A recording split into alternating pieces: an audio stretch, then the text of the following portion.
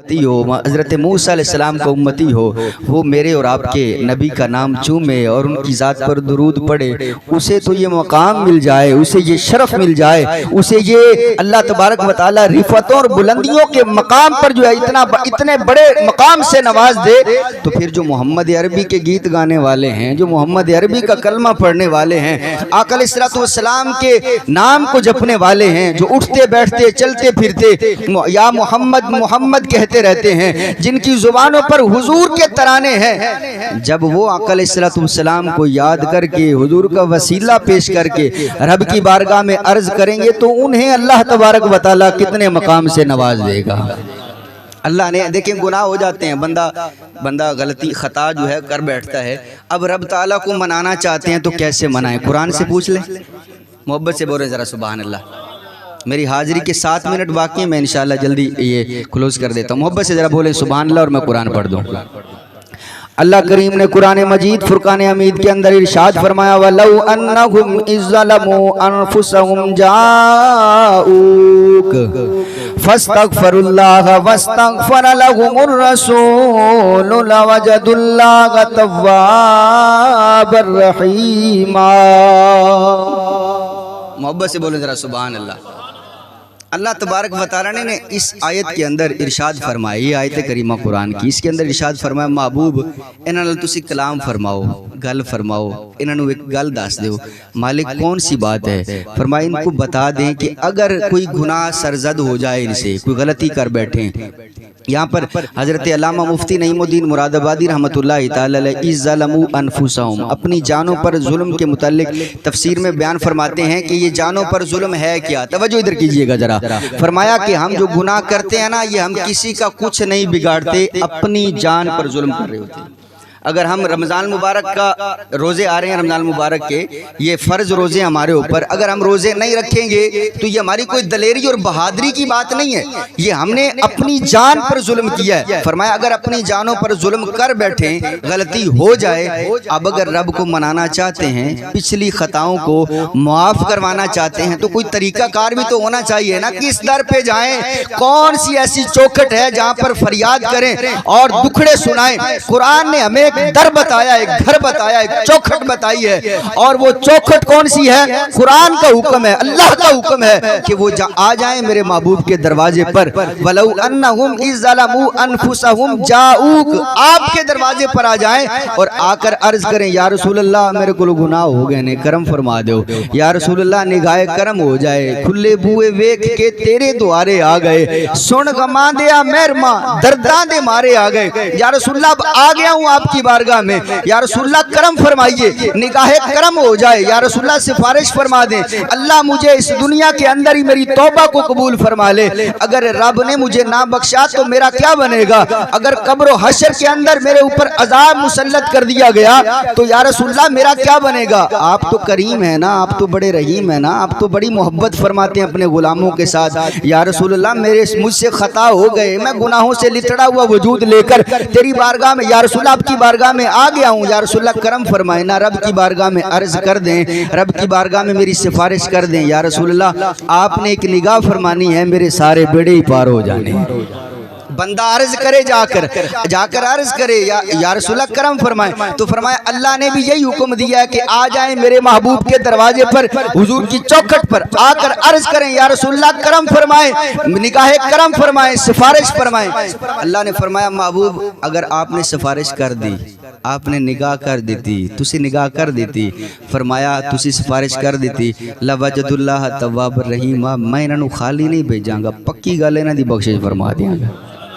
अल्लाह ने फरमाया मैं इन्हां दी बख्शिश फरमा देंगा। एक एराबी, उससे गुनाह सरजद होता है, वो मदीना तैयबा से कुछ फासले पर रहते थे, वो चलते चलते चलते गुनाह हो गया था, पता था कि अगर मुआफ़ी चाहते हैं तो हुजूर की बारगाह में, अल्लाह का हुक्म है कि आओ हुजूर की चौखट पर, हुजूर की बारगाह अक़दस में, अल्लाह का हुक्म है, अब चाहता हूँ गुनाह हो गया है तो हुजूर की बारगाह में जाकर मुआफ़ी तलब करता हूँ, हुजूर की सिफारिश रब की बारगाह में पेश करता हूँ, हुजूर से सिफारिश करवाता हूँ, अल्लाह ज़रूर करम फरमाएगा।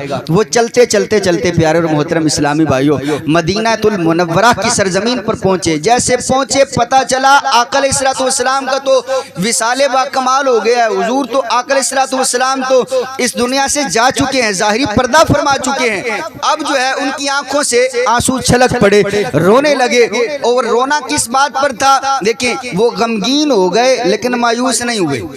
یہ بات سننے کے بعد, خبر سننے کے بعد غمگین ہوئے لیکن مایوس نہیں ہوئے. غم کس بات کا تھا؟ غم اس بات کا تھا کہ میں جاؤں گا آقا علیہ الصلوۃ والسلام کی بارگاہ میں, حضور سے ملوں گا, ید اللہ فوق ایدیہم والے ہاتھوں کے ساتھ ہاتھ مس کروں گا اور آقا علیہ الصلوۃ والسلام کے چہرے انور کو تکوں گا, یاسین کا چہرہ دیکھوں گا, والضحیٰ کا چہرہ دیکھوں گا اور آقا علیہ الصلوۃ والسلام کے ہاتھوں سے جام پیوں گا. آقا علیہ الصلوۃ والسلام کے وما ینطق عن الہویٰ ان ہوا الا وحی یوحیٰ کے لبوں سے میٹھی میٹھی باتیں سنوں گا, محبت بھرے بول سنوں گا. اس بات کا غم تھا کہ اب یہ بات تو پوری نہیں ہو سکتی, لیکن مایوس نہیں تھا کہ جو میں فریاد لے کر آیا ہوں وہ فریاد تو میں اب بھی پوری کروا کر جاؤں گا. پتہ تھا نا, عقیدہ تھا نا. وہ چلتے چلتے نبی کریم علیہ الصلوۃ والسلام کے روضہ انور پر آ گئے. پتہ پوچھتے پوچھتے نبی کریم علیہ الصلوۃ والسلام کی قبر انور کے قریب آئے. اپنا سینہ, بعض نے لکھا ہے کہ اپنا سینہ حضور کی قبر انور کے ساتھ مس کیا. مس کرنے کے بعد پنجابی اندر جفا پا لیا.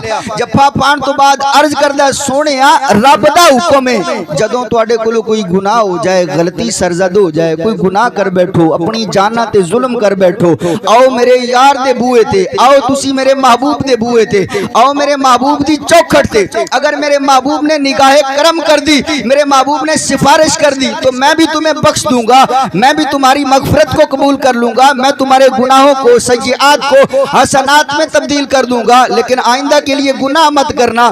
یہ اب یہی خواہش لے کر حضور کی قبر انور پر آقا علیہ الصلوۃ والسلام کے مزار پر انوار پر یہ فریاد کر رہے ہیں. مولا علی اس معاملے کو دیکھ رہے ہیں. مولا علی فرماتے ہیں قبر انور سے آواز آتی ہے قد غفر لک, جا بندے اللہ نے تیری بخشش فرما دی ہے. اب جانا پڑے گا حضور کی بارگاہ میں, حضور کی چوکھٹ پر جا کے عرض کرنا ہوگا. حضرت علامہ مفتی نعیم الدین مراد آبادی فرماتے ہیں اب سارے بندے تو اس آیت کے تحت فرماتے ہیں سارے تو مدینہ طیبہ حاضری نہیں دے سکتے نا, اب نہیں نہ جا سکتے. سب کی قسمت میں تو اللہ کرے کہ ہمیں اللہ تبارک و تعالیٰ بار بار مدینہ دکھائے. آمین, ذرا محبت سے کہہ دیں. اللہ ہمیں بار بار مدینہ المنورہ کی زیارتوں سے اللہ ہمیں مشرف فرمائے. آپ فرماتے ہیں کہ سارے تو نہیں جا سکتے, سب کے پاس ہمت اور توفیق اور اتنا جو ہے وہ پیسہ نہیں ہے کہ وہ جناب وہ جا سکیں, سب کی قسمت میں نہیں ہے. تو ہم معافی بھی طلب کرنا چاہتے ہیں تو کیا کریں, کون سا ایسا حربہ اور طریقہ اختیار کریں؟ آپ فرماتے ہیں ہمارا عقیدہ تو یہ ہے نا, جس مقام پر, جس محاذ پر, جس جگہ پر, جس زمین کے ٹکڑے پہ ہم موجود ہیں وہاں سے فریاد کریں. ہمارے آقا سنتے ہیں. فرمایا جس جگہ پر بھی آپ موجود ہیں نا وہیں تصور گنبد خضرا کر لیں اور عرض کریں یا رسول اللہ مجھ سے گناہ ہو گئے, میں ہوں تو آپ کا غلام, آپ کی زلفوں کا وسیلہ پیش کرتا ہوں رب کی بارگاہ میں, آپ کرم نوازی فرمائیں یا رسول اللہ سفارش کر دیں. آپ فرماتے ہیں بس فریاد کرنا تیرا کام ہے, اس آیت کریمہ میں سے حصہ پانا یہ اب تیرے ہی بس میں ہے. فریاد تو کرتا چلا جا, اللہ تبارک و تعالی جس جگہ پر بھی ہوگا تیری اس فریاد کو, جس مقام پر بھی بیٹھے اللہ قبول بھی فرمائے گا. اللہ تبارک و تعالی تیرے حق کے اندر حضور علیہ الصلوۃ والسلام کی سفارش کو بھی قبول کرے گا اور اللہ تبارک و تعالی تجھے یہ خیرات بھی ضرور عطا فرمائے گا. لیکن مانگ صحیح, مانگنا تیرا کام ہے, عطا کرنا رب رسول کا کام ہے. محبت سے بولیے ذرا سبحان اللہ.